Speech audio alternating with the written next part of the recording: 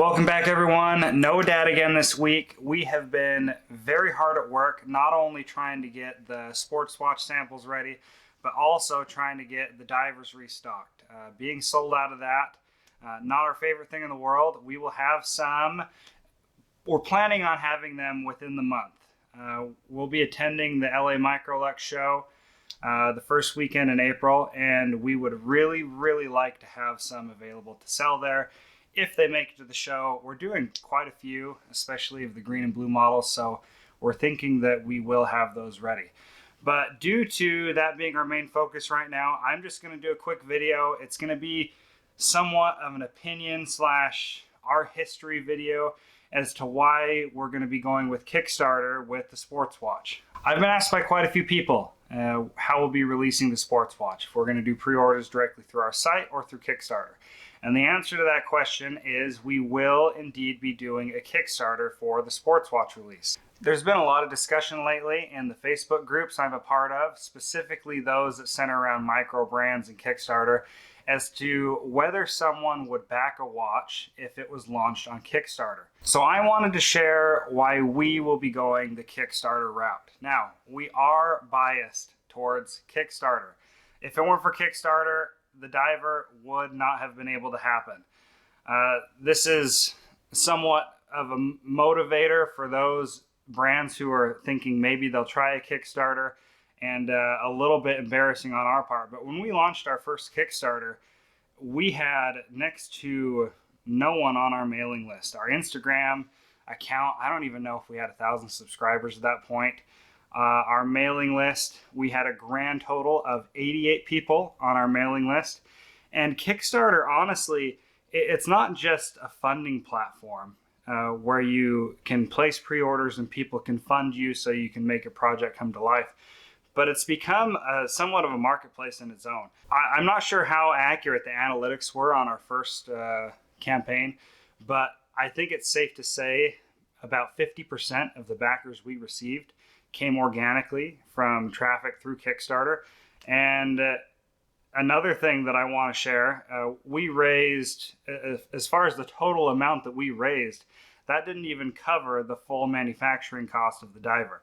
So really, Kickstarter was a huge help to us in bringing the diver to life, bringing it to all of you. And that's something that, with the budget and manpower we have, I mean, you met my two brothers, Jeremy and Jacob. They're working on more of the manufacturing side. As far as marketing goes, it's just me. And there's only so many hours in the day. I have a family, I have children, and my main focus is, I'm not even sure I could say it's gaining new customers as much as it is building relationships with our current customers. That's what's most important to me, and that's what I enjoy the most. So with that being said, in regards to the manpower we have, I mean, we would love to do the direct-to-consumer pre-order one day. The problem is while our mailing list is far more robust than it was with our first release, we still don't have the amount of reach that we would feel comfortable with to do a release just through our channels.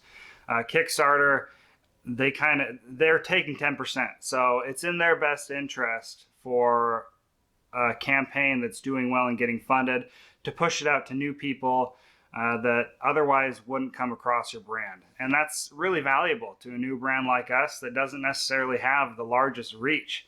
I'm very aware of the pros and cons of launching a campaign on Kickstarter. In fact, it was something that I talked about more extensively on a podcast with Love and Watches. And if you guys want to check that out, get a little bit more history on my dad's background, I'll link it in the description below. But I feel like the issue most people have with Kickstarter, and this is from what I've seen in the discussions that I've followed, is that they're afraid that they're not only going to have a product delayed for 6 months to a year, which happens, but some fear that they're not going to get any product at all. And that has unfortunately also happened. So you kind of get thrown into that pool. Whether that's going to happen or not, you're still in there with the other brands that happens to. You're on the same platform. So while we are confident in our ability to deliver, and we did on our last campaign, and we're even more confident this time around with the route we'll be taking with having the samples perfectly done and ready to go, I get why people are apprehensive with backing a brand on Kickstarter, especially when it's their first time around. So for those of you that like what we do, want to support us, the best thing you can do is sign up to our mailing list, follow us, subscribe to the channel, because the more of a following we can get to where we can run our pre-orders organically through our own channel and not need Kickstarter, we're really going to need to have that good base to where we're confident we can do that, because placing a production order, it's a substantial thing. Like I said, the last Kickstarter we ran, as successful as it was, it did not cover the full amount of the manufacturing cost to get the watches here landed. Another factor that you have to take into consideration, and this speaks to why so many brands stop producing watches after their first, second, or third watch. We're really lucky to be in the situation we have, where most of the money that we use and our company makes to pay for all the things we do comes from the manufacturing aspect. My dad manufacturing watches for other brands and heading that up. But a big factor as to why a lot of brands stop is you really, depending on the order quantity, you don't truly start to make money as a micro brand in creating watches until your second, third, or even later releases, depending on the quantities you sell and depending on how much of that money you put back into the company and producing future products. So Kickstarter, for all its faults, is honestly a big reason that micro brands are as prevalent as they are now.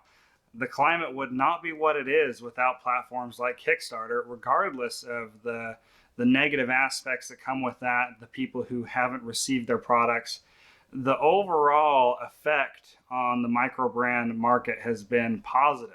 I mean, you have those that put a bad image on it, but for the most part, I know we wouldn't be where we are without it, and I can think of many other micro brands that got their start on Kickstarter.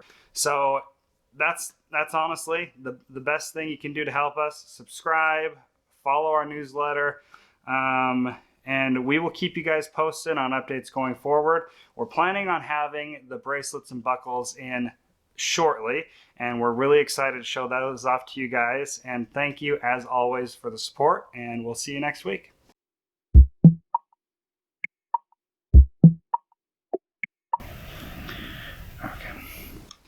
Okay. All right.